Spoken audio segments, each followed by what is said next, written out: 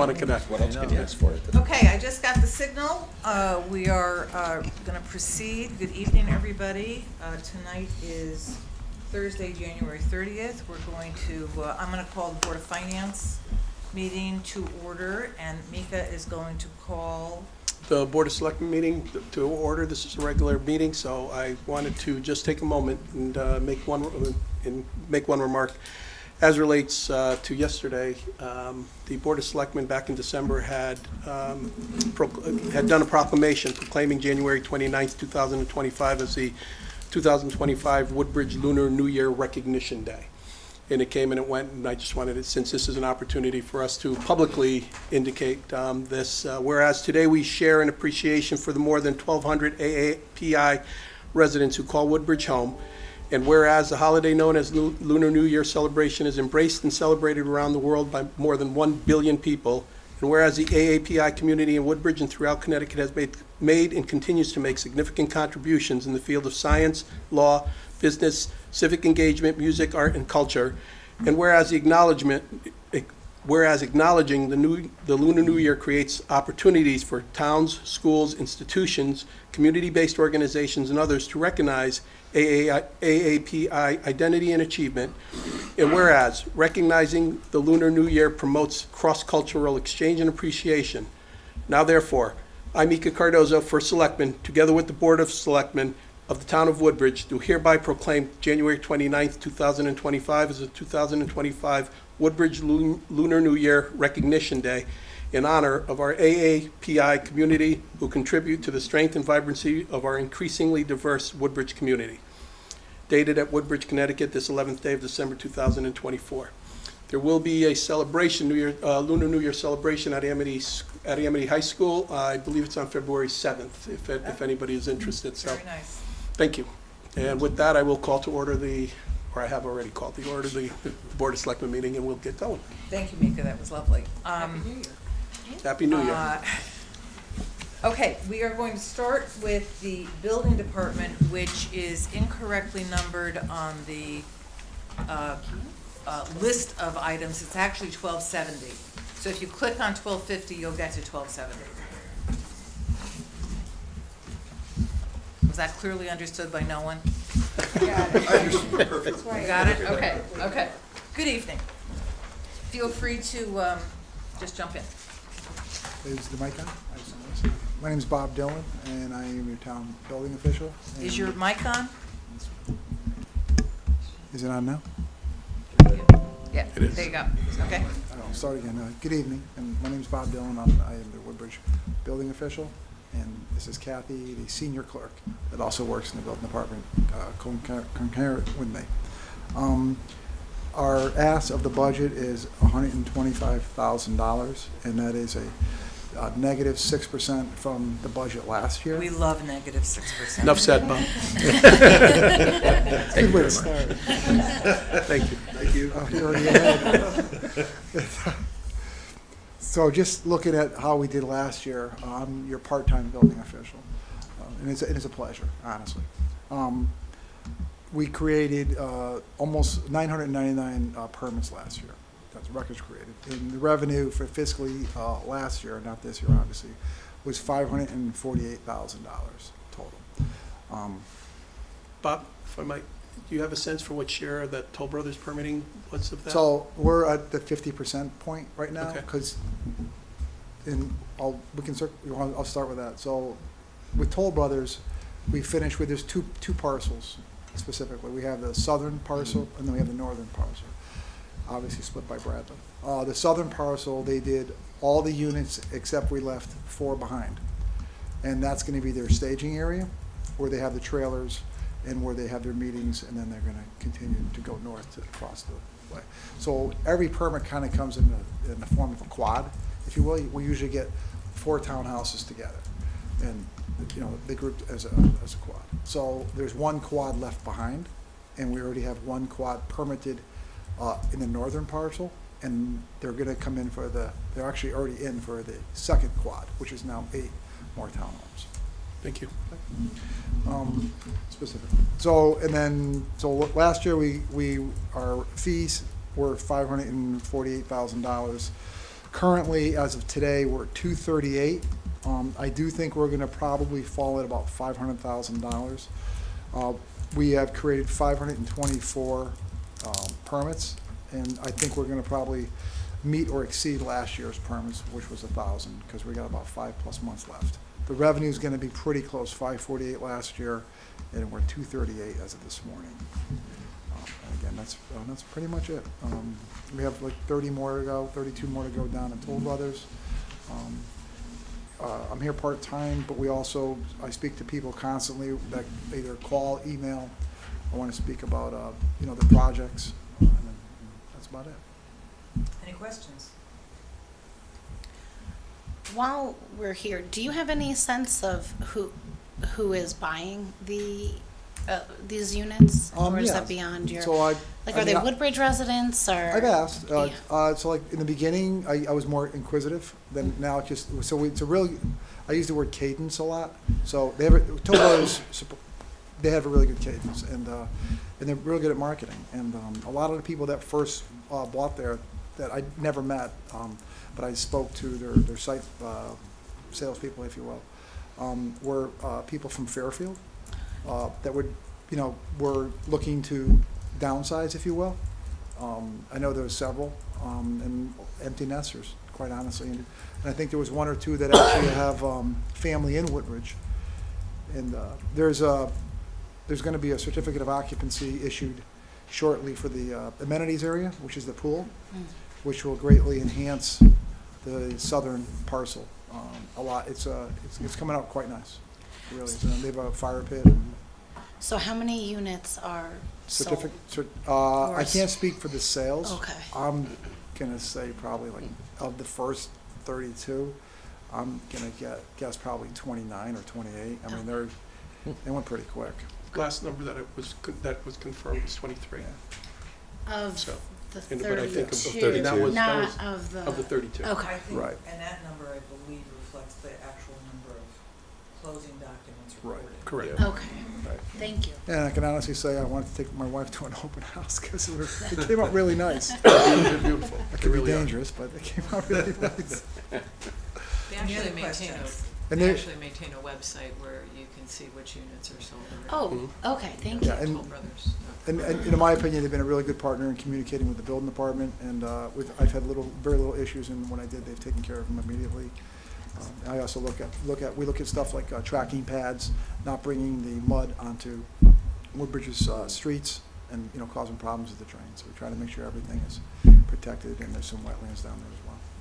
Great, They've been a good thank you. partner for me. Other questions, thoughts? We always like a presentation where the emphasis is on revenue rather than unexpected spending, so Safety for come back. Are we responsible for the plowing and the upkeep of the streets there, or is that I self-provided? couldn't speak to it, but I think your line of demarcation is Bradley Road, Correct. and that's all you own. We are not. So they are responsible For for the streets that are on that property, they are responsible for that. And they've had For the maintenance. Got it. And so with that, just to follow up really quick, so the biggest thing I would always say is when, in Woodbridge, it's nice that they take a bond for 2 seasons of growth, and that gives you stability in the soils, so it doesn't come at you. So they've been really proactive of getting 2 seasons right away. A lot of that down there is sod, and some of it's hydroseeded, but it was done right away, so it stabilizes that soil from getting into your streets. Can I ask you quickly, so the bond is taken out by the construction company or Toll Brothers itself? Well, typically, yeah, so when you're single families, they'll do it in town.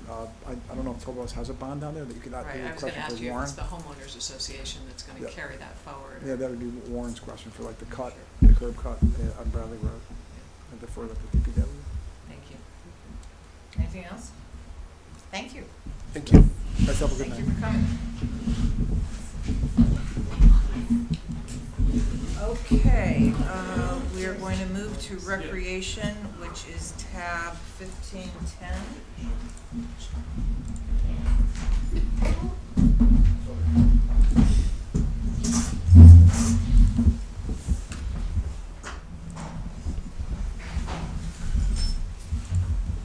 Hello, everybody. I just put a little advertising on something we're doing. It's one of our goals for 2025-26 for expanding bus trips.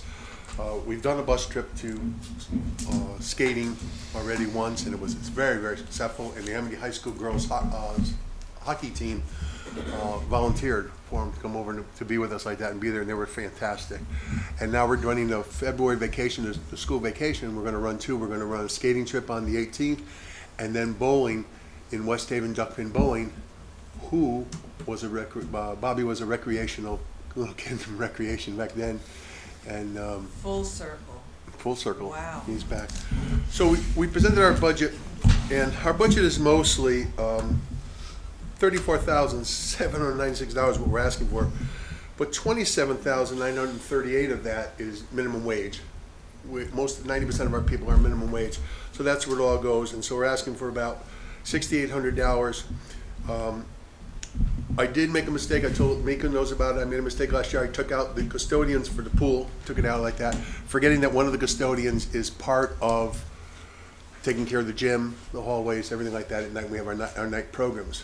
To resolve the problem like this, we're working on going back to the, we had online services. We had two people that did online services for us, and it actually really worked very well. We went over the 300 mark on the fall, and now the winter, over 350 kids in our programs like this. Our programs are growing like this, and everything's looking good, but we're going back to the town, going down the town line like this. So eliminating those two positions will cover the $8,000 mistake that was there. So we don't have to ask for any more money. We'll just cover it that way. And the thing, our 6-year capital budget, if you have it, it's the first one I have down is this synthetic skating rink park. We haven't had much luck with the weather, freezing weather. Before, when we first started this about 7, 8 years ago, we'd have 5, 6 weeks in a row of skating and everything like that, and then a little bit, and then we'd go back, and also we'd had 3 more weeks. Now, if we get a week in, we're just lucky like that. We're not. It's just not. It freezes, and then we're done with the sun.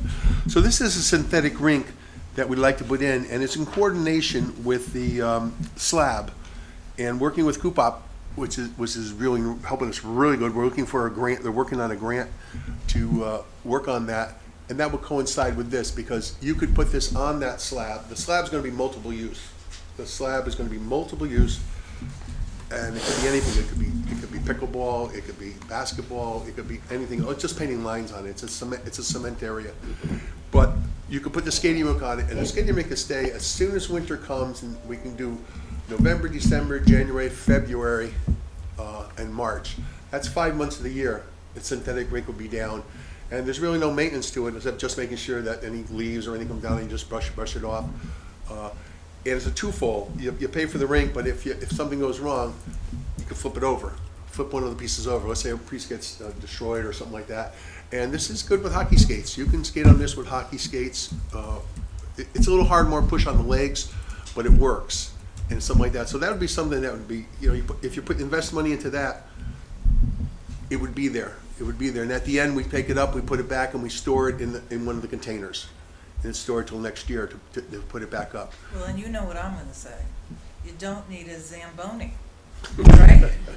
Which, as long as I've been involved, you show I've up been always every asking year for a and ask for the Zamboni. Zamboni. Okay, there you John, go. Now that one's out. Susan, could I ask, where is the slab? Yeah, good Yeah, question. that was gonna be Is my it- next question. Is it, near the tennis? Where's the slab? Yeah. It doesn't exist. Oh, at the Where is What it? proposed? the Leggy property.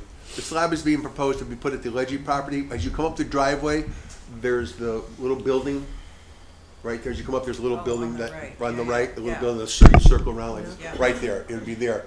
And we're working together with putting into, what was it, bike trails? Yeah, well, The steep grant for, this is a potential for the steep grant. Yeah. But so, it'll be all connected if we get it. If we get and do it, it'll be, the playground will be connected to the path around the entire soccer fields, connected to the slab, so no child has to go into the parking lot at all.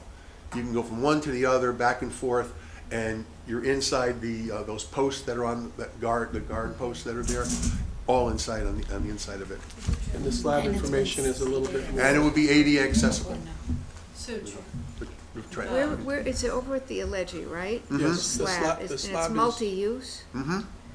It's gonna be a 200 by 100, it's a cement slab, and you put it down, let's say it's this table like this, you put it down like this, it stays there, and we put the skating rink on top of it, put it down like this, you use it, we have the walls, we have everything to set up for it like that. You take it down, and underneath, now you have a slab, and it could be, paint the lines. You'll paint the pickleball lines, you paint the basketball lines, you can paint anything you want on it, lines to play on it, and give us more opportunity. And one end of it is going to be a, what's the water park called? Splash pad. A splash pad, but the splash pad, it comes out of the ground, yeah, water would come up from, Pease Road. And if you came in. This is all in a steep grant. We're gonna try. Well, I think we're a little ahead of ourselves, right? Well, I We understand don't- we're a little bit ahead, but I just Yeah. want to tell you what we're looking at. Sure. No, and and why thank you. we- I'd imagine before you'd move forward with this, there would be siting prep, like to Oh, yeah. ensure that it's a good functional area for cement, because, you know, not every place is. Yeah, no. Suitable. Suitable for that, but you're right. And there would be some maintenance associated with the slab, correct? Over Well, time? the only like any- thing on the slab is to brush it off. Yeah. See, they have this, Unless instead it of a water cracks. Zamboni, they have a street Zamboni, which cleans the. I'll slip that one right in. Some things never change, that's all I'm saying. Okay. John, how long- Hey, John. what's the life expectancy on the? That's what I was gonna ask you. What's the The life expectancy on the pads, On the pads. the life expectancy on the pads is like 8.5, 9 years, but you flip them over, and the other side of it is exactly the same thing on the pad. So you can use one side of it, and then when that side gets worn down, you just flip it over, and now you're using the other half. So you're talking about maybe, I don't know, 15 years, 15, 20 years? So to Andrea's point, this obviously is just starting. Yeah, just starting. You're We're just getting starting this looking going. at it. So what else is in the capital big picture that you're looking at? The skating piece, and you've got here some other things that you. We have the slab, we have the fitness trail. The Right. fitness trail that goes all around the Fitzgerald property. Right. It's over 20-something years old. It's starting to rotten out and everything like that, and it's used all the time. So this is just to be a replacement of what's already there, and that lasted 20 years. Right. So Right. that's what that one is. Was that a Boy Scout project when it was started? I'm sorry? Was that a Boy Scout project? Yes, it's an Eagle Scout project, and that's what we'll do to have it put in again. Right. The Eagle Scouts will work with Public Works, and they'll coordinate with that. So typically Eagle Scouts do some fundraising. You have 7,000 in the budget. Is that potentially a Yeah, fundraiser? that's if, well, one year we went to do something and there were no Eagle Scout, nobody going for an Eagle Scout or anything like that. So, yeah, that would be that would be So if taken we have out. an Eagle Scout, If we have an Eagle Scout, all the Eagle Scouts out there, that number that we see in, is it 2028 Yes. fiscal year? yeah, Potentially would be covered by would be covered. a We community. come out, and we'd start a year before that, we'd start 1 year before that, looking into all the scout groups that we could get in the area. And it doesn't have to be a Woodbridge group, it can be Bethany, Orange, New Haven, anybody that's a scout can come out and do their project. And the money is put, I think with Tony, we put the money into an account, and it's held by the town. We don't touch the money, it's held by the town. And then they send their bills back and forth out of that to draw out to do the project. Yeah. So just to back up a minute, so on the capital budget, your request this year is just showing the 16,000 for the rink panels, Mm-hmm, and the bike, which is also in our packet, is the following year. yes. When the others are staged out. Mm-hmm. But can you do the rink panels without the pad, the cement? No, I put it in hoping that we would get the slab put in, but we could store them. We can get them, store them, they store, they'll last forever inside of one of the trailers we have at center field. That's where our skating rink is now. We're seeing 120,000 for the slab in year Yeah, and that's not correct. 2029. Yeah, and that's not the correct price. I worked with Salwar Corporation on this, and they quoted like this. It's 20,000 square feet at $10 a square foot. That's $200,000. And that's installed. That's what I'm talking about. That's installed, everything done, blade work, everything on the ground, everything like this. Is that the portion you would have covered by the steep grant? Is that what I heard you say? Yeah, we Well, were potentially. hoping. In theory. In Yeah, theory. okay. That's what we were hoping that would be covered Okay, like this. I just wanted to clarify Yeah. that. What's And the then it's not in our timing on capital that steep budget. grant? Do we know? The steep grant application is due February 20th, I think is the application date, but there's still some work to be done. So I think it's Yeah. always good to have these sort of ideas out and planned and shown in the budget in some way, but Sure. there's work to be done as to Absolutely. whether that is. And you wanna submitted make sure and your what's gonna show, placeholders are so. holding their And places, so it's I not, get we're ready, that. So we're typically they ground want ready to go. Correct. Right, That's- so that's what we wanna typically, be. Steve wants something that's shovel-ready. Andrea mentioned the permits and the siting, that hasn't been done, right? It is not. So, John is working with Coupop to define Working exactly full-time. what's required at this point in Like time. this. Being that the steep grant is due is in the time frame that it is, it may not be likely that we get this done in time for, we can apply for the steep grant for this particular project. However, we need to do the legwork, and we need to get the information, we need to get the quotes, and we need to do the citing, we need to understand what is required so that the next time we can apply for it. right. So we're in a better, we're in a better position to apply for other things that we've already put out the bid and had gotten information on. This one, as we had talked about, is one that we're hoping we can do. It's a project that's coming together very, very quickly, and people are putting a lot of time into it because it's something that would obviously benefit the residents amazingly, because it really adds a lot to the park. But we're not necessarily in a position to do that. The steep grant is generally limited to $500,000, and if we can't do it for this, then we have other projects that we can do it for. But I think what they're doing now is they're trying to get the information together so we're in a position to apply for it when, we'll be in a position to apply for it when the time is And right. you've got all your placeholders holding places, so I get that. Right. Yeah. Okay. So do you anticipate that they'll come back to the Board of Selectmen to Yes. talk to us about it, so we would have a further discussion? That's exactly right. Before it would get submitted, or potentially it's not gonna be ready to be submitted this year? And It's I not ready, don't apologize, bring it to I us, apologize please. to Recreation on this. In the last 2 days, we've had conversations with Scrog and other people in regards to the steep grant and what the potential is for this particular project. It's not good for this particular project. However, they've emphasized how important it is that we continue with the work so that there's other grants coming up and we'll be in a position to do it. But the information we have so far for the steep grant for this particular project is probably not enough for us to be successful. We can apply. But if we're going to go for the money, if there's other projects that we have a better opportunity for, then we have to look at those. You need to make a few phone calls? Wouldn't hurt, but, you know, so that's where we are with this. Yeah. And this information is literally coming in this afternoon, Okay. so. Sounds like a project where fundraising is a possibility. Yeah, that might be good. That's, Right. well, it's far down in the budget. It's down in the budget. I mean, not for nothing, you could have an icebreaker. Okay, so I'm sorry, please, move on. It's exhausting. So potentially, we have the 60,000 in this year, and we have the upright bike in the following year for 12,000. If we don't have a slab, probably doesn't make sense to buy the panels, so maybe you switch those two around, or. Yeah, that could be done. That would be fine, because you wouldn't only have the pad. You always to do jump it. on a bike, right? We did fund a bike through the ARP dollars. Yeah, So we have a bike coming in this year, so this And would be this the would be a second bike. one. Correct. the second one. This is replacing, these are commercial bikes. These are not bikes that go into your home. These are commercial, made for that kind of use, so many people can use them like that, and they're taking care of them. And Rob Kenyon does a great job of taking care of all our equipment over there, he and John Vecchio, like that.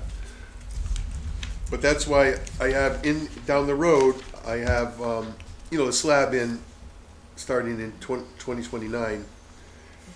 And I'll change the numbers on like this. But before we do that, if we're not getting any grants on this, we can start thinking about how we could fundraise, how we can go out in the public and ask, because I know there's a few people that ask me that they would like to help to do this, to get, to help us like that, and that'd be a good idea, so we can knock that $200,000. These kinds of projects often lend themselves to an additional fundraising effort, so there you go. There might be somebody on the board that has family members that play hockey, I don't know. John, the other consideration for the budget, from my perspective, and this is just a suggestion, is actually dollars that would, and I can't say exactly what the dollars would be, for the analysis required in order to put together a complete plan for the Alleghi property that you folks are working on. To actually develop an entire plan so that it becomes that much more effective if we find opportunities for specifically for grants. Is it possible that we might cite it somewhere else beside a levy? Well, that's I mean, beyond the purview of this conversation. Yeah. All right, Yeah. we'll leave that to Coop. And that is something we need to Yeah. bring. We could always do, Yeah. we could always sit Yeah. down and Definitely talk. conversation. with It's just the like you want to have everything centralized. You want to have, Right. I look at it as a park, soccer, lacrosse, field hockey, come down the other way with a track all around it, and then a slab, and everything's together. And we use the also, we use the parking lot, we have, this year we're starting, one of our workers is a great artist, and we do chalk art. And we do it for free, we do it just by, the chalk costs us so much money, you know, 2 big cases cost us, I think it was $7. But we'll figure it out how to pay that, we'll fundraiser on that. Okay. But it was so great, and he goes out there, and I have pictures on my phone, and they're beautiful. He makes these beautiful drawings, but then the kids all come, and they all want to make different things like that. And the great thing about it is, you know, we have an individual that comes and makes it rain, and Mother Nature, and she washes everything off, Clean and up we're some ready to go breeze. again. We just take the parking lot, the lower parking lot, just put cones across it, and block it off, and the kids just come there. And we have a person that works that takes the children with us. We tell the parents, we put up signs. We'll take your child from the soccer field while they're sitting around over to us, and when they're ready to go back, we take them back to the parents. So we're covered in that way. So they're not just running back because they're going to cross a parking lot. Yeah. So we have to make sure. Other questions on either operations or capital? Hey, John, can I ask, it's probably gonna sound like a stupid question, the bikes, where are they, the stationary bikes? Oh, they're in the fitness center. Where is that? Right across the street where the police department is, in this little parking lot. You come in, there's 2 doors to enter the large On building. the second floor. Oh. So that's Center the old, School? is that the old firehouse? No, No, right here. in the center Center, building. Center School, it's right across the street here. You know where the room 1316 that we use, the multipurpose rooms we use in Center It's Building? right on the corner. Yeah, yeah. It's, if you go in the back way, it's the first 2 building, it's the first 2 rooms So, on either side. and that's part of, Go up the stairs. is that part of the renovations that are being planned? It's part of, the fitness center is planned to be moved to the. The old To firehouse. the, okay. Community center, the Correct. community center, Okay. that'll be part of the community center. So But is- right now, it's housed right here, just across the street. You can cross the street here and walk right to it. And who has access to that? Anybody in the town of Woodbridge. We have 58 Yeah. seniors that, Woodbridge seniors that are there, that go to that program, that we use that phone all the time. Plus, we have an individual who is the head of physical education for the city of New Haven. He was one of the guys, and he works for me. And he's unbelievable. He gets all of them to go to lunch. Once a month they go to lunch, all of them. So I went last month, I went with him like this. I got there and I figured out 4 or 5 people. He had 18 people there in this whole big table. Everybody around, he made a big circle like this, and he has them all, they get together. These are senior residents of the town of Woodbridge that are coming here and using this program like that. And they don't have to be seniors, anybody can go to the lunch like this, but Arist, who works there, he always has a little coffee clutch, for the people like that. It's a nice something that Woodbridge needs to have. It's totally 100% Woodbridge. It's the people here, it's the people in the community getting together. And there's some people that are there that didn't even know people. They look at each other, well, I know you like this, but we didn't realize that we're in the same town. Do, Go sorry. ahead. Well, I was just wondering do residents pay, do Yeah. non-residents pay? Yes. Okay. Yes, they pay. There's a Both. different fee too. Okay. A resident fee and a non-resident fee to use the center. Has the fee stayed the same recently, or have you looked at it No, up? our fees have all gone up, but the senior fees have stayed the same. I just feel that, I'm getting close to that zone. So maybe a minute. But no, there's, also on our budget, I wanted to tell you that, summer camp is the biggest part of our budget. We take in a big amount of money like that. And our budget went up, I'm not sure how much our budget went up, I think it was like 5% maybe, it went up in our budget. But we went up 2.5% in fees to offset some of it in the summer camp, most of the summer camp. If you look at it, Effective last year, right? no, this is this year. This year? This year. Oh, I see. Yeah, I went up, I went last year up and went up again because we offer such a great program and we get so many people that, you have to make it affordable. Last year we got over in Amity High School. We couldn't go here, so we're over in Amity High School. They charged us $6,000. $3,000 I agreed with 100%. That was for their nurse, who was excellent, and we're hiring her this year. We're going back to Beach Road School. And she was excellent. She wondered if she could do it. I said, absolutely. We'd take her in a second. She was very good. The other $3,000 was for maintenance, to cover their maintenance, but we had our own maintenance. We did all the maintenance, and they provided us with 2 high school workers that they had at the high school like this to be with us. But that's their property, and we took care of it. And Kevin, who was in charge of the fields over there and like that, was fantastic with us. We had outdoor, because we had no pool, we had outdoor, what are they, water slides? We had a couple water slides like this. They were just used unbelievably. And I'll go off a little bit, but I'm working now. I'm going to be working on Monday with the state of Connecticut in the health department. I have to go to them first before I can go to QVHD. I went to QVHD. They said no, you have to go to the state first. I want to take Beecher Road School pool sitting there, and the shallow end is sitting there. And I went out and got information today. I was in Cheshire today, and I got some information on indoor pools that we could put up. And the ones that I was looking at are regular ones. They're not good. The one I was at today was they're solid cement forms that come in. The forms come in. You place the forms in. They don't bend. They don't move. We put it in the shallow end. We have to block off the whole entire pool so you can't get to the deep end, so nobody falls in. That'll be blocked off. And we have to do all this prep first, but first has to go through the state of Connecticut. They have to approve it and say it's okay, and then we have to put it together, and then QVHD comes out and they show us exactly what we have to do.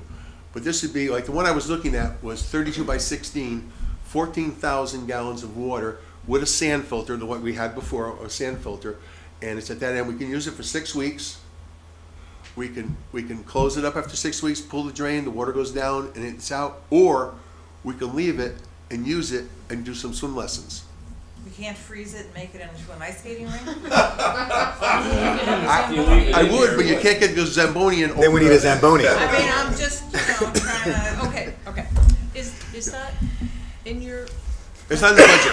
okay. Like, this is just That's something not no, this is just something I came up with. Okay. And if we have It's to a do something like footnote. this, Okay. Thank you know, you for do sharing, something like this, this will be, I'll go to some friends in the town that I know and see if it'll help us pay the cost for that for the kids in Woodbridge. Okay. And it won't cost the town anything. We'll Okay. just, what it will cost us is putting in lifeguards. Okay. That's all it would be. So is there anything else you want to say about what's going to cost the town of Woodbridge? Because that's what we're here talking about. Okay. Is there anything else to highlight in your? No, that's it. That's Okay. all, that's all we have. Worked on everything. Okay, are we moving to operations, or did you cover I think you covered operations. Yeah, you covered operations already. Yes. Okay. But have you had It a got Yeah, past me. John, So fast. in your operations budget, you're quoting the minimum wage as $17 an hour. I think that's only $16.35. Yes, it's $16.35 up until January 1. At January 1, it pops up to $17. We Of always next get year. caught in that. We always get caught in that. And I talked to Karen about that, and she said it'd be wiser to Okay. put it in for that price like this, and then when they change the thing, we're not falling behind, and all that money has to come out. We have no money for it. So that's what we did. So that'll be covering the cost for the year and for the raise that's at January 1st. Okay. Good question. Any other, I am wondering, so you mentioned 58 seniors are members of the fitness center. Do you have data that gauges the use of the center, regardless of who's using it, but Yes. number Yeah, we of take use attendance per every day? single day. Attendance has to be taken, and the person that's in the room has to make sure that people sign in when they come in. Okay. That was starting to slip a little bit, and when it hurts us. It doesn't show the real attendance, but we have attendance figures. If you want the attendance figures, John can get them. If you're willing, I would. Oh, yeah, we have them I would already. be We have- I interested. believe they review them every month at your meetings, correct? Yeah. With the Oh, so I times can and look everything. back at- We have the yeah. times that we have it open and everything like that. Great. John, Thank that's you. included in your monthly meetings. Okay, so I could Yes. also just Yep, save that's you the included time in and I our can rec look at meetings. it. Our rec meeting. Okay. very helpful. If you're willing, if not, I can look at it. Thank you. All right, good. What's that? Anything else? Thank Thank you. you, guys. Thanks for As your always, service. thank you for everything you do. Thank you.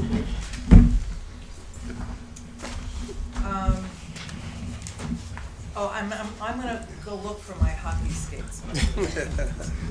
Get those out and ready. Okay, Public Works. I'm just kidding, by the way, I don't have hockey. Oh, by the way, I just remembered one thing. I sent a message out to Vika, and I sent them things to come Saturday morning to Beecher Road School for the gymnastics program, where we have all the little kids.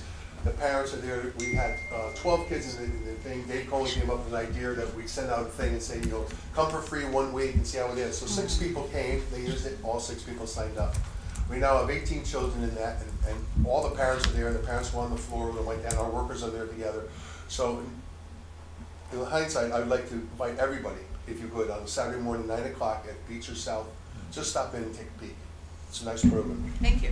Oh, and if you want to, 9 o'clock at Center School, Dave Smith is running a program. We have 32 children in our first program, kindergarten to 3rd grade. It's a nice little program. Is that to make a choice between gymnastics Yeah, or that's basketball? okay. Yeah, let me It's go a half and tough half. choice for me. Thanks, John. Just do it both. Thank you, everybody. Okay, Public Works is 1310. Guess we're doing all How are operating you? first? Whatever you want. Okay. Good evening. Well, the operating for Public Works. Okay. There's not a lot of change in the operating this year. Of course, there's a contractual obligation for salaries. And line 5700, which is the buyback time, it shows a major increase, but not everybody buys back time. But I have to represent a worst-case scenario, so that number will actually be deflated. Medical expenses. I'm sorry, Warren, did you say deflated or? Deflated. Deflated, Yes, thank you. yes. Thank you. But I have to present something Sure, that's understood. worst-case scenario. Thank you. Medical expense, 52,170, there's an increase there. There's a lot of mandated testing that goes on for the drivers. It's federal highway, CDL requirements. And of course, anything that's injury related, so that's why you're seeing an increase in that line. And then pretty much it stays flat until we get down to the cost of the gas. There's an increase there. Just curious as to why there's not an increase for water when we're seeing that And every other one. everywhere else. Well, we don't see a lot of those bills, and Tony would have to make an adjustment once those come in. I Okay, usually adjust all the utilities after Okay. the requests come in, and I will, I'll review the electric, the gas, the water, just to make sure they're accurate. so this might So change. when we see it, it'll reflect more actuals. Correct. Thank you. Are we gonna stay with Public Works, go to capital, or do you wanna stay with Waste Management and go on, or do you have any questions about Public I Works? actually do have a question on Public Works. Sure. Given what we just heard about the experience that recreation is having with the change in weather, that ice skating is no Yeah. longer available on a natural basis. Right. It has to be manufactured. I can see from the budget, it doesn't look like there's a huge change in road salt and sand, even though we're getting less snow and I ice. never changed those numbers in all the years I've worked here, because there's some municipalities, they call it a storm account or a plowing account, and when they start juggling, those municipalities always have shortfalls. Okay, so the minute you cut the salt budget, you get a blizzard, is what you're telling me. Well, Okay. the only thing that we do is the cost of the product itself. There's a Okay. variable there. We primarily use just treated salt. If the temperatures are up, rather than switch products, we just cut back on the treated salt. It has a more staying and more efficient product to put down on the roads. Gotcha. And it doesn't complicate things for the drivers, where they have to, even though we watch the temperature and stuff like that, but if you start out with, let's say, one product, and then the temperatures rise during the day while it's still snowing, you can switch products, but you're still maybe residual on the truck, so avoid the confusion. It just works for our department best. Okay. To Susan's point, I'm sorry, Susan. No, go ahead. To Susan's point, at the end of the season, are you finding yourself with any kind of a surplus in terms of those types of supplies? It depends, like, what we've been inundated with is these small petty That's what I storms. thought. Okay. But the trucks have to go out and put product down on the entire route. So Okay. if the big thing is duration of the storm. And we keep a tracking sheet of all our usage. And you'll find that certain storms, when we had, let's say, a larger snowfall, the guys were maybe 5 times in the route versus going out 1 time to treat. Yep. So there's the difference. So the amount of product per storm is going to depend on what you get, I understand. whether it's a wet snow, a dry snow. What I also like to offer is the fact that, I will say in my office, people calling into the office, the most consistent compliment we get as a town is our public works, snow removal, and ice mitigation. So I gotta tell you, what you're doing is working well, and people are noticing it. We have a policy, and everybody wants black roads almost instantly. But we have a policy, and I gauge myself by what other communities are doing. And I witness the town that I live in, what they do. I witness what Orange or Bethany does. And there's storm differences, temperature differences because of elevation. So there's a lot of variables mixed in there. But when the weatherman comes in, like most of the storms that hit this year, we were supposed to get a dusting. And then all of a sudden, you're getting 3 to 6 inches. So, you got to go by instinct, and knock on wood, I've been successful with going back when we only had a 1-bay garage to put salt in. So it's effective, and we do have a residual, but before we can purchase product for the next coming year, I have to hope that I have a residual because we've had October snowfall. Sure. And that's usually before we get product in-house. So by the time we go through the internal process of obtaining pricing and getting deliveries, there's a delay there. So I have to have some kind of residual in our storage. Definitely. Okay. Thank you. Wait, Anything else Yes. on public works operations? I have something, Yeah, please. go ahead. So I think I brought this up last year. Hi, Warren, how are you? Good to see you. Good, how are you? And well, thank you. I'm just noting the lack of a tree line item, tree care, That's all maintenance. incorporated in our 53,610 line item, because that's all contracted services. Okay. And you don't foresee needing an increase for tree care and maintenance? Not right now. Okay. Things have stabilized a little bit. I was out today and canvassing certain areas that we have to address things, and some of the trees are bigger, but I still don't believe for our allocation. And the way it usually works is if it's necessary, I'll talk to Tony and we'll do a line shift From somewhere. contingency? Sometimes we budget for example, a light to moderate year for snow. And some years, if you have hardly any snow, we could transfer resources from one line to the other. If we need more tree work, so we sort of, I'll just say, and I think I said this last year, but if we're able to create a line for tree and not lump it into contractual, we can increase our likelihood of applying for grants that we can then use to help steward our publicly owned trees. I I think- remember you saying that last year, Yeah, actually. and, I think for that, It's you been a might have to busy go to a year. capital line request for that because of the volume Okay, that we'd need. I believe if I break it down, it's about 50,000. it's about $50,000. 50. Yeah. Yeah, and just to be clear, to my knowledge, you wouldn't need to necessarily put all of that amount. Just having a dollar sign associated with tree care represented in your municipal budget is like what's needed. It doesn't have to be the actual amount, or like you can still play the I know we have one in contingency the parks game. budget for Okay. tree care on the trails. Oh, Is there okay. what he was talking about? I don't think you might not have been here that day. If that was Tuesday, I don't think I was. Tony, is there any- The issue wasn't here? Is Yeah, there you any weren't here, issue so with- Adam's got money in his budget for tree care on trails. Okay. But that's kind of Is there any- relatively new even for It's him. new, yeah, it's Yeah. just 1 year, it's just a Is year. there any Because concern or it used to issue be with, absorbed, we didn't have to manage the trails. Yeah. I'm is there sorry, any- what? is there any concern or issue with breaking it out? Not really. It's just another line item, that's all. I'm just saying if it helps with grants, why not? Yeah.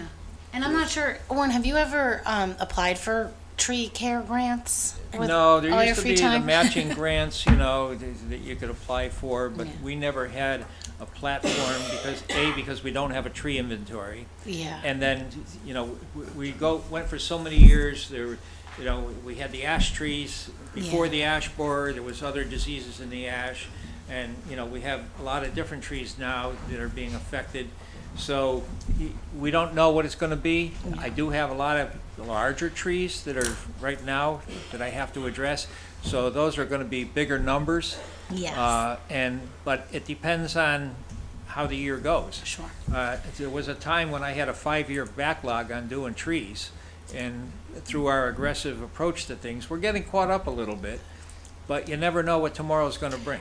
Absolutely. Storm damage, you know, and the tree maintenance in general. And there's an it closes tomorrow, but it will reopen again. Deep Forestry hosts an urban and community planning grant. So we can get really federal funds through the state to, should this not change, which it's subject to, but to pay for getting an inventory done. And if you're interested in that, I'm not trying to force it, but No, there's if a lot of volunteers interested, here in the town that wanted to participate in that, but I'm going back like maybe 5 years. yeah, And I used to work with Chris Donnelly to try to yes. get things, you know, going or motivated. It just wasn't the right fit, if I could use that terminology on it, for the Sure. town at the time. Sure.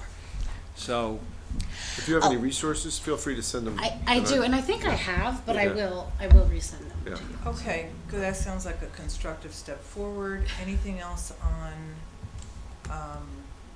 your operations budget before we move to capital? Can I just ask one other question? Sure. With regard to trees, the other area where we're spending some money on trees is over at Beach Road School. Yeah. right? So what we've bonded for the perimeter and all that.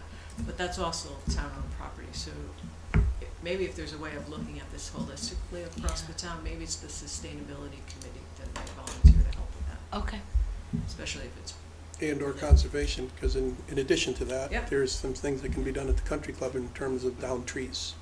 So in terms of just starting to clean that up as well, I was gonna say, a tree on a road that falls across the road is very different then than, absolutely. than And the you're- that's tree what- preservation, That's why I'm conservation. saying It's- we maybe want to come up with a yes. plan. And Well, we're all trying to I- branch out here, I get it, I'll but let's. I'll get into a little more about that in the waste management side of things because Yeah. of the material handling. Okay, all Okay.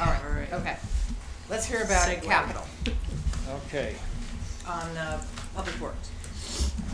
I think the easiest way, I don't know if, for everyone here, is I gave a breakout sheet or breakdown sheet for the things involving our vehicles and equipment, and it's a good starting point. We have a need this year to replace a backhoe. And the way I structure the request is usually a reserve to try to allocate funds on an annual basis without one year having a big spike in the budget. And it's been a struggle to try to get it, but in the past, we've had two vehicles. One we inherited, one backhoe from the country club, and we have the original machine, which was a 95. And last year, we had both machines down at a critical time when our road work was being done. And that doesn't do justification for the department. Now, if we got our backs to the wall, we could always look to rent a vehicle if we really needed it and didn't have one. That's always an option, but you don't know what availability is at the time or what the cost associated with that, because it's a ongoing timeline thing. You can rent it for a week, rent it for a month, you know, so on and so forth. Subject to availability, I would assume. Yes, Right. yes. So, but there's a need. Our machine is gonna be 31 years old, and it goes out almost every day. In meeting with Tony and Mika, they wanted to know which machine we use more, the payloader or the backhoe. Well, they're both integrated depending on the size of the tree. If I have a little backhoe, I can't push it off the road. We need the payloader. But the payloader has duties different than a backhoe has. The payloader is built into the 6-year plan, and I'm asking for a reserve to build that funding because it's a more costly machine. So that's the major thing with equipment purchases. Going on to trucks, there's nothing this year. We've got a grant for a pickup this year, and we've had funds that, I'm working on a spec to buy a dump truck, which there's funding, hopefully enough in there to make a purchase of a single axle plow truck this year. So everything moving forward is based on replacement of a vehicle, and in the breakdown sheet I gave you, it's what year, the age of the truck, and what it would be. And if we spec out a vehicle, it takes almost a year, hopefully, by the time you get the spec built and then get it bid out and then get delivery on it. If there's no questions about that, I'll move on. We've got the Bridge and Waterway Reserve. That's pretty much standardized, and there's variables there. We don't specifically have a bridge project because those would be more significant dollars, but there's always some kind of waterway issue that we have to address. So having a reserve for that is important. Warren, I'm sorry, but Tony or Warren, can you just help me understand this reserve approach? So is it just like setting money aside? Correct. It's So to factoring avoid. it into the budget but not spending Correct. it? Okay, Yeah, it's sort of to smooth out funding. sure. Okay. But Thank there are charges against that on an annual basis. It could be just purchasing stone for washouts and waterways, you know, that you have to harden. Any minor piping that we might have to do. You're saying you tap into the reserves? Oh, yeah. Yeah, Oh, yeah. for what it's not For the- intended for. For the bridge and waterway one, not for the equipment. Okay. Equipment is primarily for when we purchase a large piece. And there's, some of it might be allocated to our stormwater requirements, depending on what develops. So it's a baseline number. There's, you know, it's arbitrary. Somebody could say, well, we should fund it more or should fund it less. Thank you.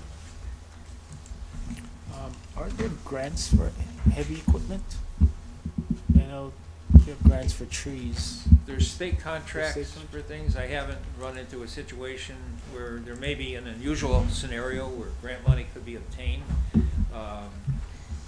Years back, when we acquired the payloader that's now at the transfer station, there was a grant available. You could get either a tub grinder to process brush or a payloader. And this town at that time wound up getting the payloader because we didn't have anything at the transfer station. So that's why that was acquired. I haven't seen anything comparable to come across like that. You know, but there are state contracts, and whether it's on a state contract to acquire it, and sometimes state contracts don't always give the best pricing, so you have to shop around and see what's out there. Got it, thanks. Can I ask about the roadway construction fund? I know we put some money, some ARP funds towards roadway. Right. But this number that we're seeing is the number you usually put forward. Well, that number's changed, and usually that gets softened out through this process. Yes. But I have to be honest. This is a large part of the infrastructure that I see a great need, and I probably underrated the request. There's more roads, and I have people contacting me about rideability of the roads, and it's all relative to something. And we got kind of a hit in the back of the head this year because the vendors that we use, both to lay the asphalt down and to do the reclaiming or the milling or full depth reclaiming service, there's criteria in that cost us more money. And to put it short for everybody here, basically, if you're not moving location to location, you get a better pricing on material because they're not mobilizing. If you mobilize and the road doesn't have a certain quantity of asphalt, you get a higher charge. It could almost double in price. So we found out, and that's why the mileage that we did this year was much less than we've done in past years. And this coming year, we're probably going to do just one process, and the roads are more clustered together. But I have to wait and see both on, I'm getting undertones of the contracts from the state. The services that we used last year are not going to change. The state is extending the contracts, and I'm hoping that the paving companies will do the same as far as the cost of asphalt. So that gives me a number that I can plug into my spreadsheet and see how that works. So I can either add roads or remove roads based on the funding. But the the curve of degradation is growing on us faster than we can replace the roads. Sounds like the title of a book, The Curve of Degradation. Yeah, It's oh very yeah, honest. oh yeah. But it's a universal thing across the country. And they use a different criteria for the degradation curve, where we should be, you know, they're up here and we're down here. So it's all relative to something, and it's priorities. The town has got different priorities, and they have a certain amount of money that they could work with, and so we do the best that we can with what we've got. Okay, any questions for Warren on anything he presented tonight on Public Works? Yes. Warren, I'm curious if and how you coordinate with the police department and the roads on speeding. We heard from Chief Capiello last week that speeding in town is a big concern, and I see, you know, the way we manage our roads is being connected to that.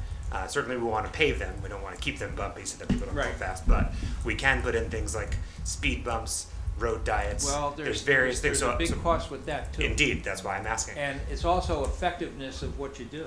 Well, so I'm wondering if you, because I don't see it named here, I'm wondering if there has been a plan, has there ever been a plan for that, where they would be, what their cost would be? Because again, getting towards grants that have been mentioned, these are types of things, I think, street safety, road safety, lots of people here would like to bike around and would feel safer if the roads were managed in a I different don't way. care where you go in this country, you're gonna have speeding as a problem.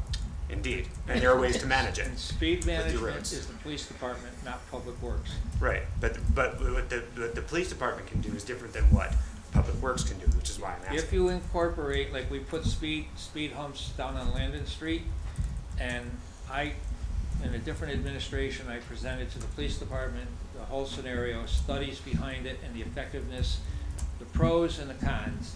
And in my honest opinion, through my research, they're not worth the money that you spend, because people don't slow down.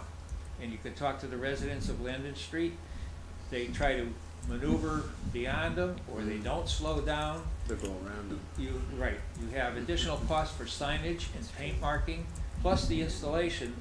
I gave Mika a just baseline number off the top of my head, about $5,000 each for the installation of a hump, not including signage and the maintenance of it.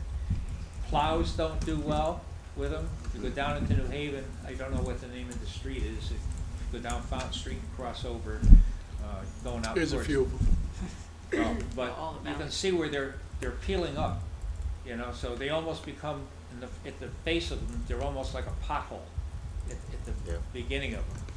Now, when we put them in, we don't just put them on top of the road. We cut the pavement and key cut them in so that they're embedded at the layer of the asphalt, and they're locked into the pavement. If you just lay them on top, at one time we used the removable ones at the transfer station, they didn't even last a year. So, you know, you gotta be a little penny wise with your money and see how effective. I know, like over the high school, there's speed bumps over there, and what do the parents do?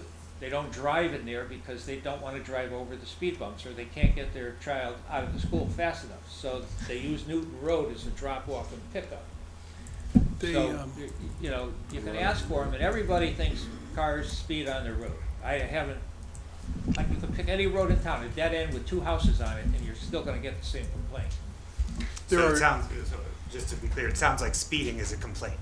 And so what I'm looking for are ideas and solutions that have either been put out there or that can be put out there to reduce speeding, to increase safety. There's a lot of traffic calming measures that can be Indeed. implemented Yeah, that go beyond just a speed hump. right, You know, there's channeling, yes. but, you know, you're narrowing roads, you have, anything you do to modify the road, you have to think about the drainage and the runoff, and then when you have to plow it, you know, the accessibility. Or there's gonna be an increase in crashes because people can't focus on the channel that you've created. You know, there's a lot of pros and cons, so And for purposes of this meeting, none of that is in this there's nothing budget built into proposal, it, no. so let's, if you don't mind. Well, sure, but the point is that if it's not discussed, it's not going to be in the budget. No, I understand So, that, I here understand we that, are. but we have an Well, agenda that to has try to and be a get discussion through. at some point with the community to find out, the police department, because they control the traffic authority, if they want to implement them, and then it's our job to try to come up with a solution. Right. Ron Smith, the deputy chief, has been doing analysis, and he's been putting the speed control, the radar units, which also detect what people are doing. So, make a long story short, this is something that we've discussed, particularly with the police department, in terms of how bad the situation is in certain areas. And we have discussed it with Warren, and you see where he says. The only part I'll disagree with you on, and I know it's very effective from my perspective, I will go around and I will go slower when there's speed humps. So I do feel like they can be effective, particularly in certain areas. And the police department are evaluating that. To your point, if it's something that, and I don't know exactly where Ron is with that, I'll have to check with him, but to your point, if it's something we're going to look to do as an initiative or as a solution to some of these problems, we need to put money in the budget. So I think it's something that within the next couple of weeks, I'll have to really identify and determine from him exactly where we are with this, and see what can be done, and see if it's something that the Board of Selectmen should be talking about in terms of putting additional dollars in there. And in my paving request, none of that is represented in that request. Understood. So I would Understood. just add in, just to sing the praise of the Sustainability Committee again, we had a Complete Streets team Mhm. that was looking at some options. The point of that is to get us ready for grants. So Mhm. in addition to adding to the capital budget, if we could attract grants to that kind of project, all the better, so we don't have an impact on your budget. That's great. I knew you were gonna know about that. Sustainable CT. And well, I don't know the answer to this, so I'm not gonna say. Okay, anything else on Public Works before we move to Waste Management? Sir? All right, in the waste management operating, the major changes here, there's the minor increase with salaries again. The big thing is 53,201, the waste disposal tip fees. I'm representing an increase because we know that they're gonna go up. And 53,204, the bulky waste disposal, there's a big increase there. In part, one of the things that I've been working with Kelly, our brush handling is, we're talking about possibly increasing the fees on the scale for brush because there's a disproportion. Most of it is not the disposal, but it's the trucking of the material. So to put the thing, we used to transport it here in Public Works and then have a brush grind. But then there's the hidden cost of the request to process the brush.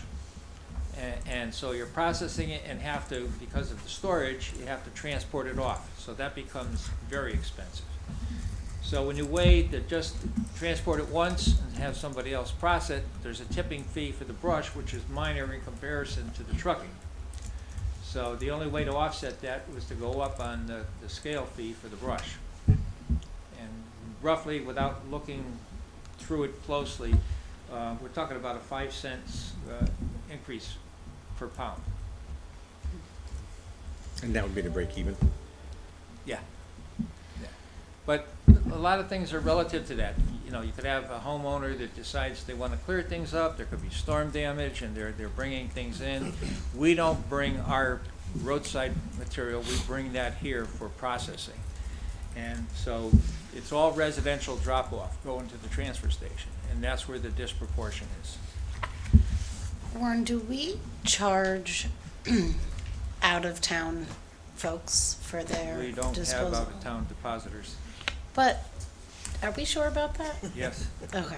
Yeah, the guys know who comes in, and every resident is supposed to have a sticker. Yeah. And I'm also doing research But on that. I know with other I communities. am a resident, and I know I don't have a because I got a I've newer never- car and I Never never had a sticker updated my sticker. Well, So- some people have lived here all their lives and never had a sticker because they either use a contracted service or, you Right. know, maybe their spouse had a sticker on the vehicle. So we've had an influx They're this not year. married anymore, anyway. Well, there's a lot of stickers, but we're also considering a fee now because it's free. We're thinking about implementing a fee for the stickers, and Kelly did a lot of research, and we have it town by town who's charging, and the question is how much do you want to charge for the permit? Some of them, in some towns, they're $400 or $500 a year. Oh gosh. In here, but we're talking a much lower fee. Yeah. But at least there'd be a fee.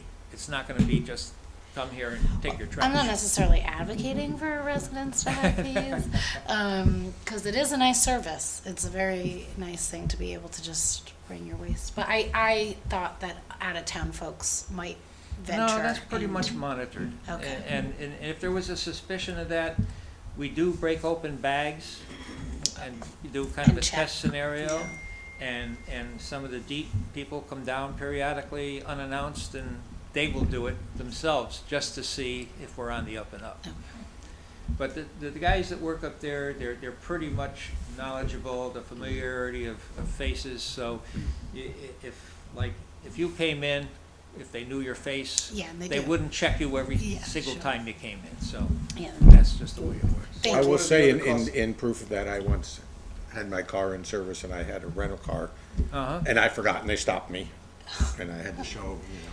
Well, we So it allow does people happen. that have to use trucks that they don't own one, but they rent a vehicle too. So we allow that to happen, or they hire somebody to do it. So we issue. Mika had a question. No, I was just going to mention, the other thing we mentioned, we had been talking about throughout recently is the possibility of reducing the hours at this transfer Uh-huh. station. Is there anything you want to say about that, or? Well, and again, that's up to the community.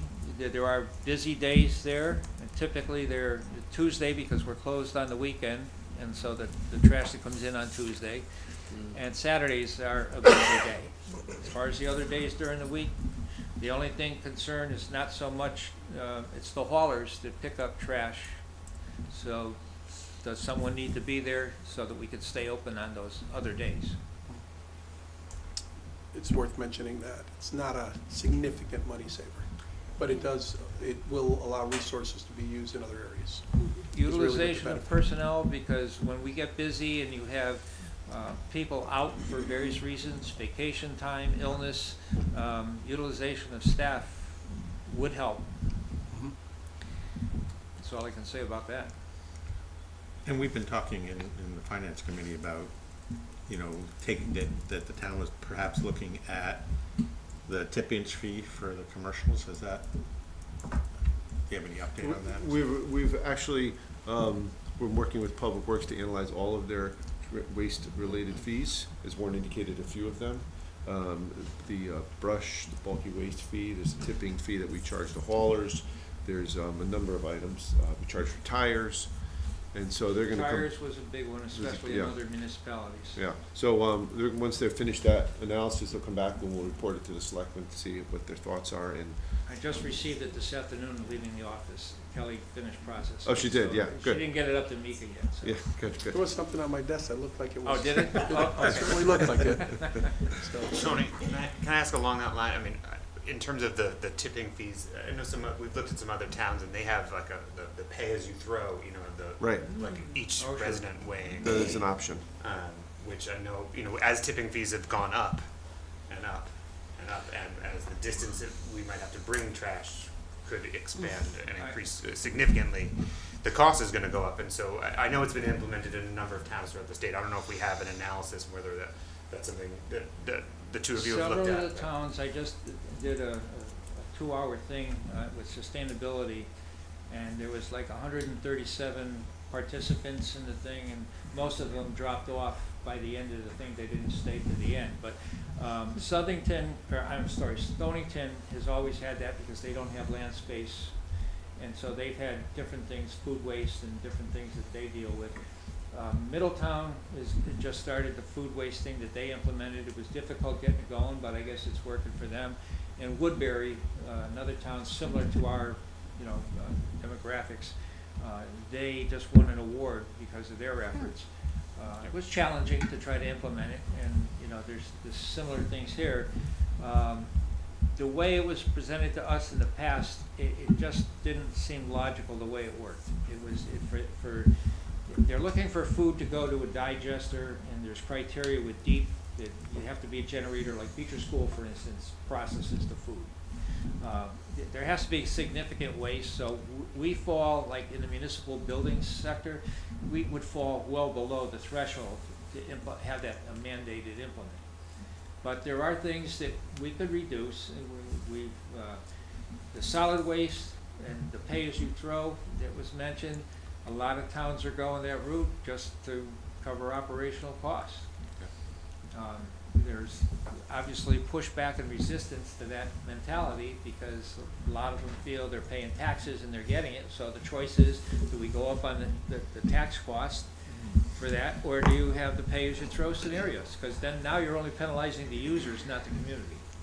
Okay, anything you want to say on your capital budget?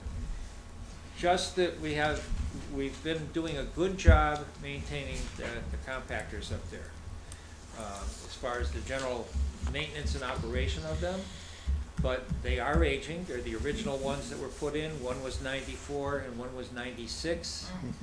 And so they are, when they fail, we're gonna have to replace them. And so I'm representing a reserve fund to build a replacement cost. That's been in a lot of past budgets. And containers, because they do wear out. And the cost of those containers has risen significantly. You know, we used to pay $5,000 and now they're like 20 grand. Really? So when they fail, because they rust out, they bulge apart, especially the compactor containers, but even the ones that there's no compaction, you're putting loads in it, it's constant banging and banging and banging, so they fatigue and you know, they need to be replaced. Okay. Any additional or other, yeah. In the operating budget, the recycling fees I noticed are exactly the same, Tony. I thought we had discussed that those went up significantly. Is that number They accurate? went up a few years ago, and you could see the real spike was in 23, 24 at 144,000. That's when they fees the. I didn't recycling see a went up. big jump. Not the current year, though. There's no Okay. contrast No. in this current Not year, in the that's why I current year. didn't represent Last any year, change okay. there. Yeah, There was- significantly. Okay, thank you. And, they used to be at 90. Now then it went to 140. And the struggle continues to be the amount of waste that people put in the recycling stream continues to be significant. So, Thank you. okay. Any other questions for Warren? Thank you. Okay, Thank you. It's good to see you. Thanks, Warren. Okay, we are going to hear from the Darling House, and it is tab 1540. I do have, and it's not as pretty, I know, as the one that was created, but I had a problem with my email sending attachments, so I have an updated description. I don't have copies for everybody, but I will. We can share. Yeah, okay. So before you I don't know if I begin, should keep one, just in case. so before you begin, I just want to say a few words that there's an operating budget component to the Darling House, and that's simply the utilities that we have for the house, and the Historical Society reimburses us for those utilities. That's in our revenue half of our budget, and this is the expense half. So really, they wash each other. But so I just wanted to mention that. That's the operating piece, because I know Alexia is here primarily to talk about the capital piece. So hi, everybody. I'm Alexia Belperon. I'm the president of the Emmy Woodbridge Historical Society. I think I know most people, or most people know me. The budget request, the amount isn't really that different, I think, than what's in your package. It's just the description is a little bit different.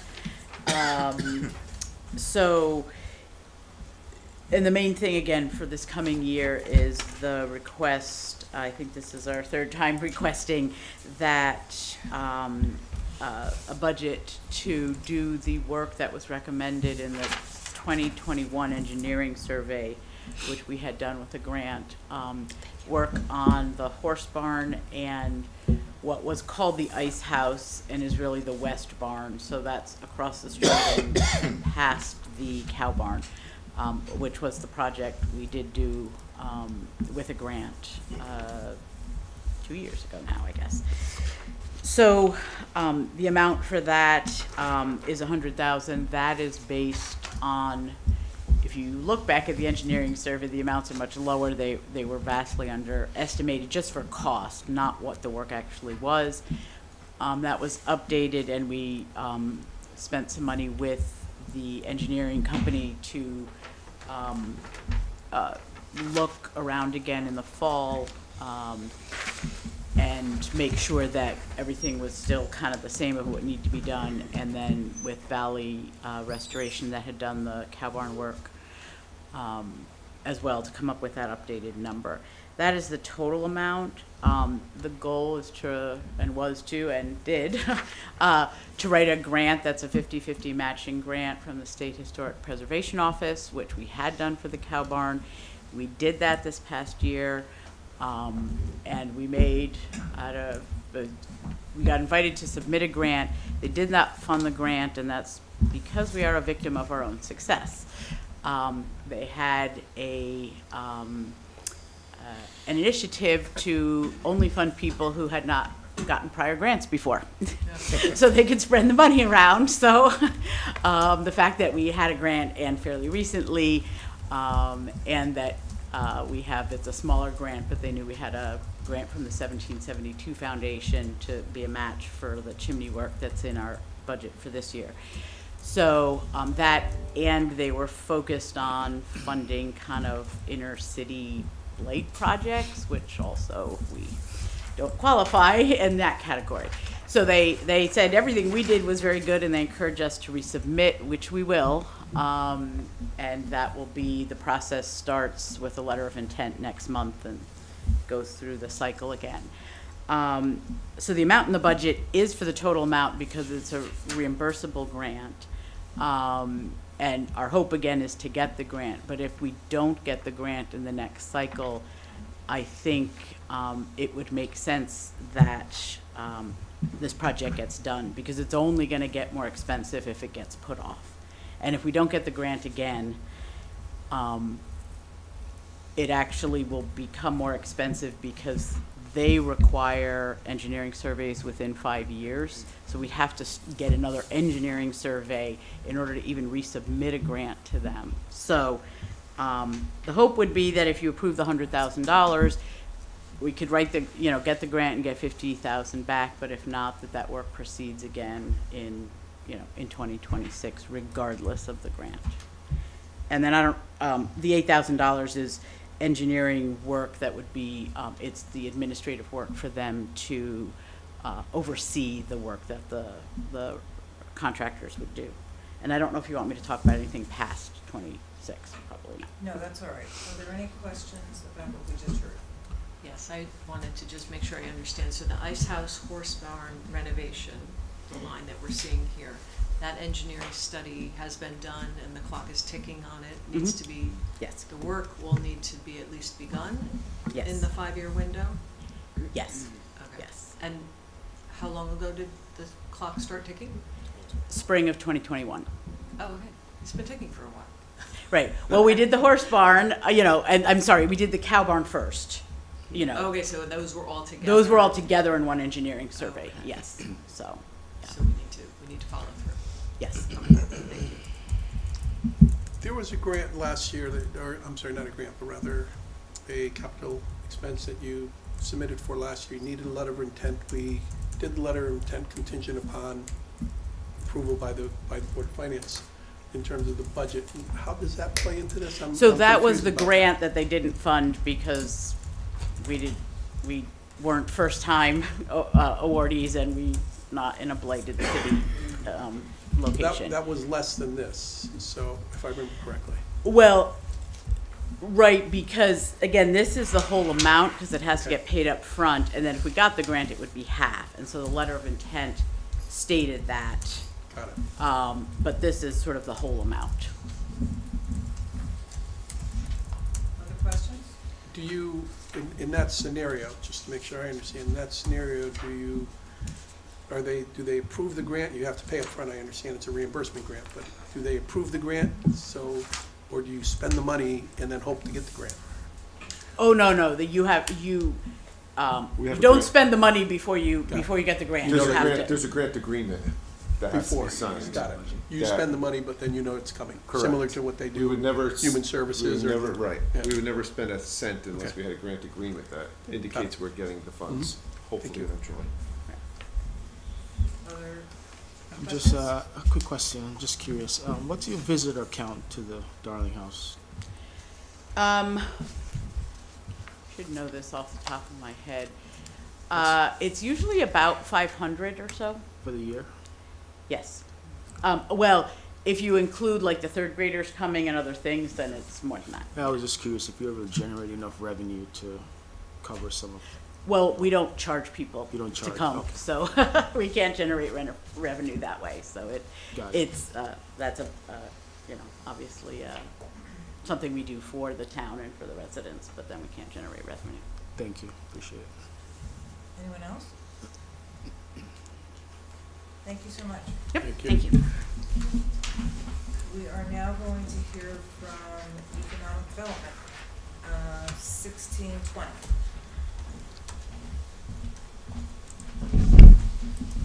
Good evening. Good evening, Cliff Lynch for Economic Development Commission. Happy to be here for the first time, answer any questions that you may have.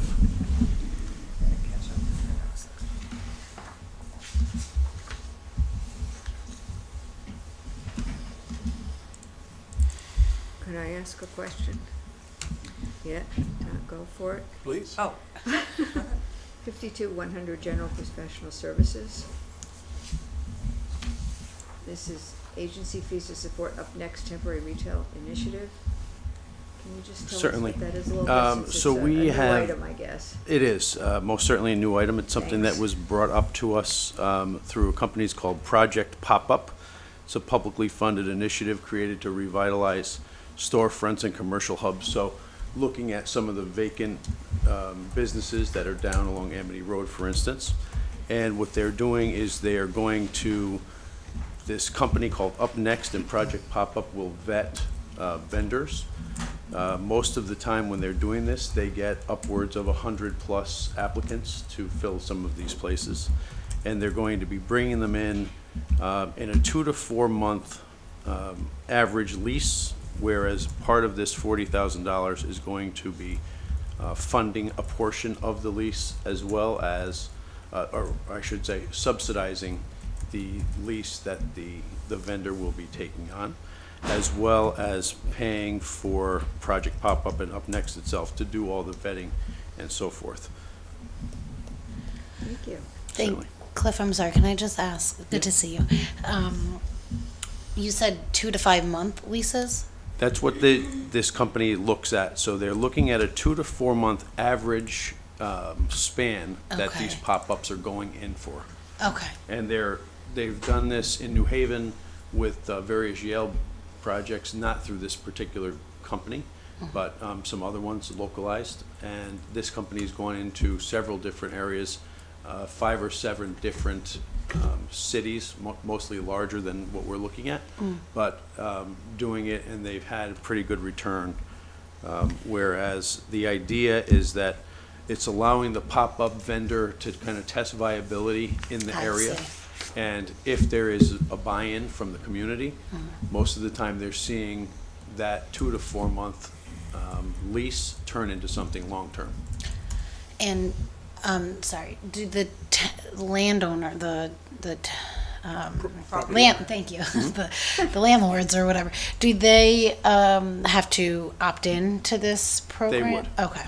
So that's one of the issues that the company that we would be contracting with Deals is with. going to somewhat get in and try and deal with some of the landlords to see if they would get him on board in order to either possibly reduce the lease fees that they're looking at, especially when we're looking at some of these properties that are along Amity Road that have been vacant for some time. Yeah. Thank you. And Cliff, is it the 2 to 4 months, this fee covers the 2 to 4 months, or is it an annual fee where if that doesn't work out, they move somebody else in, or is it a rotational type of thing? The rotation that they do, obviously their hope is that the first one that they bring in is going to be a success. Right. If not, you're going back and forth. Again, part of this 40,000 is to subsidize part of the lease. Sure. As well as part of the build-out that's necessary. As far as the other expenses that would go along with it, utilities and so forth, that would be on the company that's coming in to take the space. And there was another, I'm sorry. I thought somebody was going to say something. Nope. Finish your thought. Okay, there was another program that you were looking at similar to this, but was a little bit more mobile, where they were thinking, for example, it might be beneficial, as an example, Boy Scouts are selling Christmas trees in the Grove, and you would have a pop-up area where you have different retail-type activities. Correct, and we looked at some of the different functions that they're working in New Haven, where they're using, for instance, Orange Street, and they're closing half a block or a block portion, and they're bringing vendors out into that for like a night market type thing. Mhm. So as you're saying, mobile, we could move that around as opposed to something that's stationary in one of these stores. Same company or no? It's a different company. Different, thank you. And do they, I mean, for the 40,000, we're a small town, I mean, Indeed. what if they don't have a success in finding? Yeah, I mean, pop-ups that's, coming in? unfortunately, that's one of the It's a risks. My understanding on this is that when this proposal was brought to our attention, which was back last summer, we were looking at potentially putting in and applying for, or requesting some ARP funds to work on this. However, those funds were allocated to something else, and we were advised, again, my understanding of this is advised to move it ahead to this budget. Do they have any experience with a town our size? I'm just trying to, I'm sort of curious as to what kind of vendor would want to try it in a town with. They have vendors that are everywhere from a clothing store, jewelry, restaurants, and they're either, for instance, a food truck that wants to come in and try and do a brick and mortar. It's an option.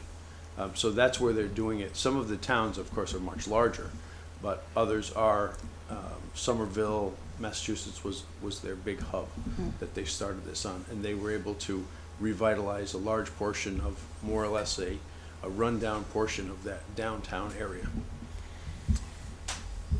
And Cliff, go ahead, Sheila, excuse me. Can I ask a quick question? I know the discussion of ARP funds, we did allocate some funds for the business district. Is it possible that with funding that is left over from any of the 2030 projects that might be an avenue, or is it not a possibility if it wasn't previously part of the ARP funding? We kind of gave an amount. Yeah, it right? was, right, you're right. I'm not sure if we'll have funds left over, I suppose that's a possibility. Because it does seem, first of all, thank you for being here, and the new energy in the Thank EDC you. is terrific. So we would certainly want to be supportive of growing the business district and strengthening the business district. So if it's this, maybe further information for the Board of Selectmen to consider if there's a time when there's some funding still available in the tail end of these projects. Because we've allocated them to revitalize the business district, and this seems like it matches pretty good with that aim. Great, So, thank you. Thanks. It's a They're working. cool idea. It's a real good idea. It's a novel idea, it's Fund it. innovative, it's, and certainly Yeah. we have some empty space that would benefit from having something in there. Yeah. If I recall also in some of the conversations that were had, it was, I mean, one of the biggest concerns and one of the things that we really challenged this company with was specifically, will it work in this size town? And they responded, if I remember correctly, they responded that yes, it would, and it has. Correct. In terms of, it depends on what you do and what you have available, in terms of whether it's working, to your point, Tom. Because that was certainly when it came up, that was one of the initial questions. Mika, are they, or maybe Cliff, they're doing analyses to see what types of pop-ups might function best here, or are they liaising with EDC to assess like what the town is looking for or thinks would do best? Or My understanding is that the company will basically put out their proposal, and the vendors, artisans, restaurants, whoever they may be, will take the application and come in for it. Then they'll circle back with us Okay. and say what may be the best fit for this particular location. Nailing down the actual location is another issue. Right. Thank you. Challenge. Who ultimately decides what happens?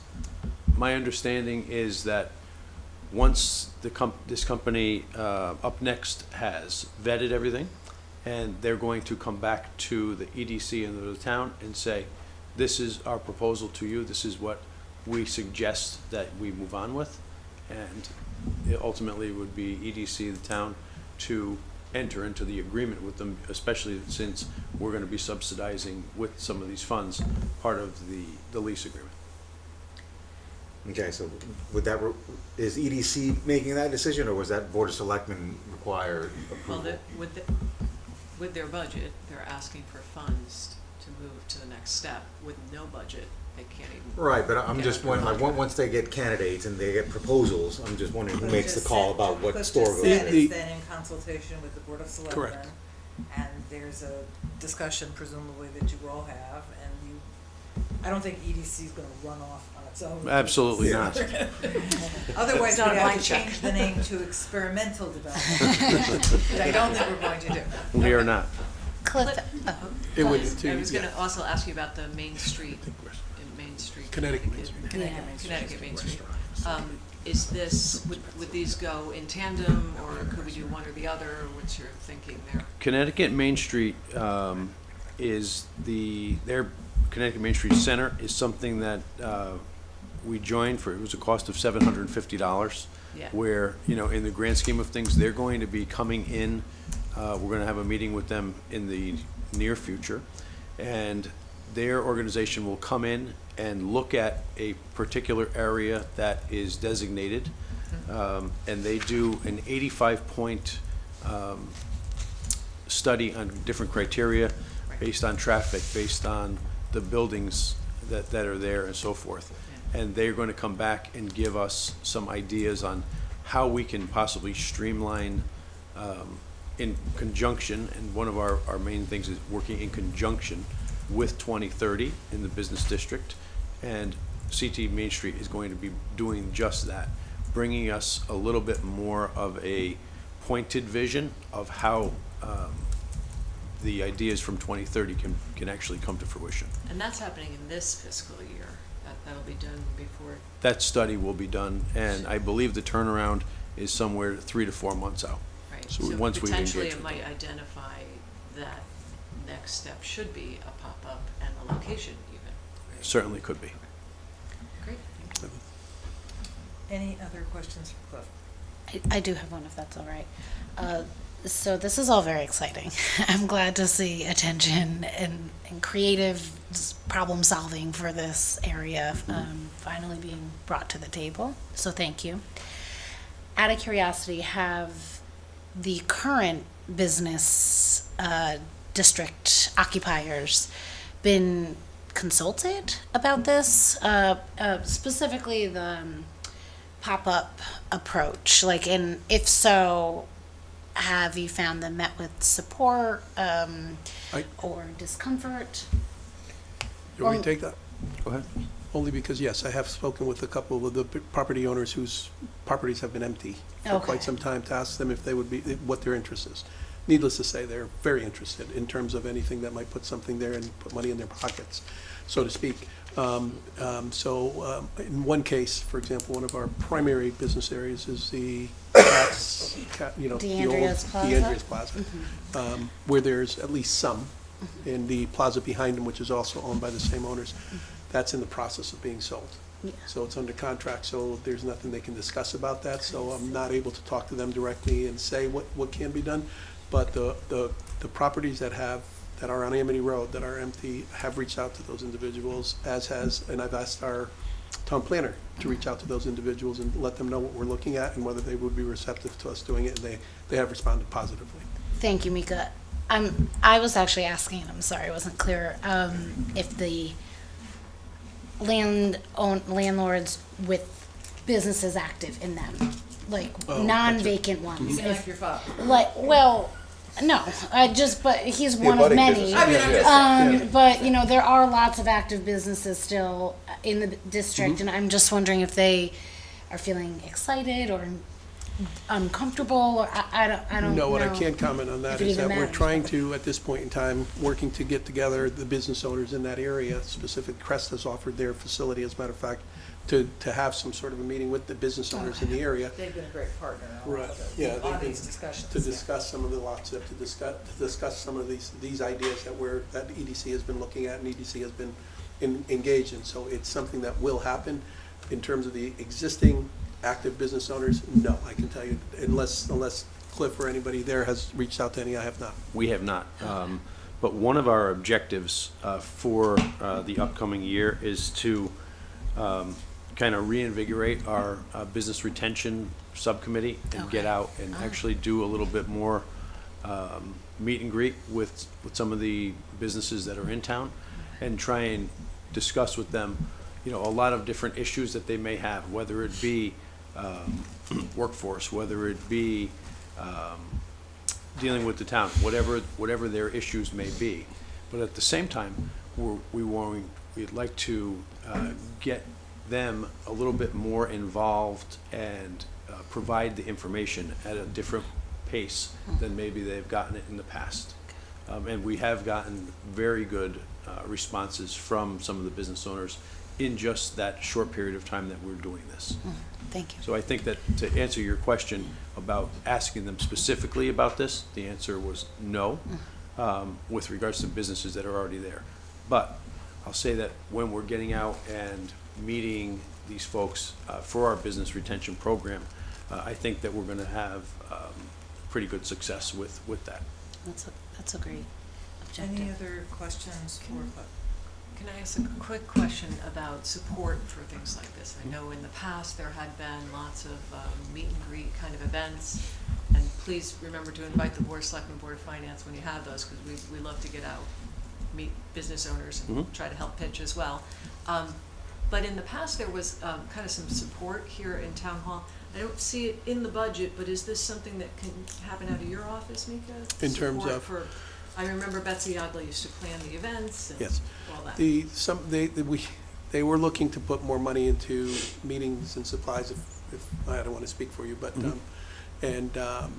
it's something that there's some money, there's a little bit more, but it's, and yes, the plan is to try to do more of that. Going forward. Considering the $40,000, it's certainly not a number that we've historically, we would have a commission come in and ask for, but we did feel, the DDC and myself felt that it was important that we have this discussion, exactly what we're doing here, so people are aware of that this is an opportunity and this is something we want, and it costs money in order for us to do it, and we need to invest in our business district, and so that's what we can do. So yes, the plan is, part of the retention plan, if I'm not mistaken, again, don't want to speak for you, but is specifically to do more outreach. Correct. And those types of activities. That would be great. Thank you. Mika, how does it work? To your point, we don't typically fund boards and commissions in this way. So, because to my understanding, there's not like a treasurer on EDC. Correct. So how does the management of the funds work? Through the Through our board. office, okay. yes, yeah. They That's submit what I thought. quotes I to just us, wanted yeah. to make sure. All right. We would have Cliff or somebody from the commission sign off on the invoices that the work was done and it was done to their specifications, et cetera, et cetera. Okay. Yeah. The alternative is to do it on the first selectman budget. Okay. You know, in that budget bucket, if you will, but in this case, they're the ones who are bringing this forward. Yeah. They really should be the ones to kind of spearhead it. Yeah. So, Great. Okay. Any other questions for Cliff? Thank you. Cliff, thank you very for what much. you Thank guys you, are doing. Cliff. Cliff, thanks for getting up to speed so quickly. I know this is thrust upon you pretty last minute, so we appreciate that. Thank you. Appreciate it. So I am told that our next item, Conservation Commission 1610, did not They did not submit a budget. Did not submit a budget. Right. So what we simply did was put last year's budget. We have last year's budget. Right. So I'm sorry, don't I ask the missed questions what you you asked last said. year. Who didn't, what happened? Conservation Conservation, Commission the last item on our did not submit a budget. calendar. So it's last year's budget is what you're looking at. Okay. Right. Just rolled it forward, correct. Okey dokey. And I don't see anybody here from the Conservation Commission. So, any questions for Tony?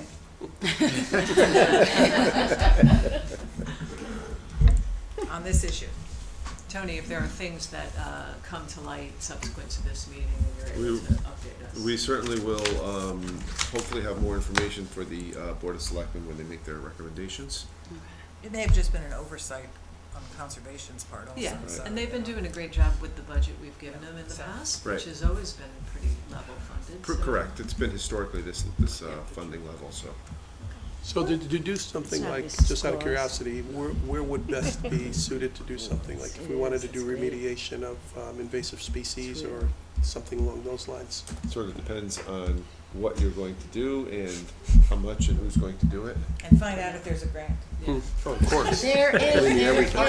Yeah, there are. Oh, there are. grant. See, I knew if I said That that, I you were helped gonna say get, that. Exactly. that will fund invasive control in municipal I health. told you, I set you up. But the current federal administration is threatening to take that away, so I don't know if I'll actually get the grant. So let's keep our Okay, fingers crossed. Can I ask a small Yes, of course. What is in equipment parts? Because I didn't see that in the Were you like boot scrapers before? Yeah, that's what that is. Yeah. It's boot scrapers and, Get those jumping worms? To yeah. prevent trail the signs as spread well. of invasive seed. Yeah, that signage and and stuff for the trails as well, I remember.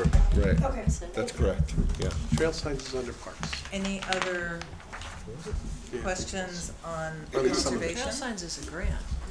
The new trail Yes. signs is a grant. Well, no, they're, I'm sorry.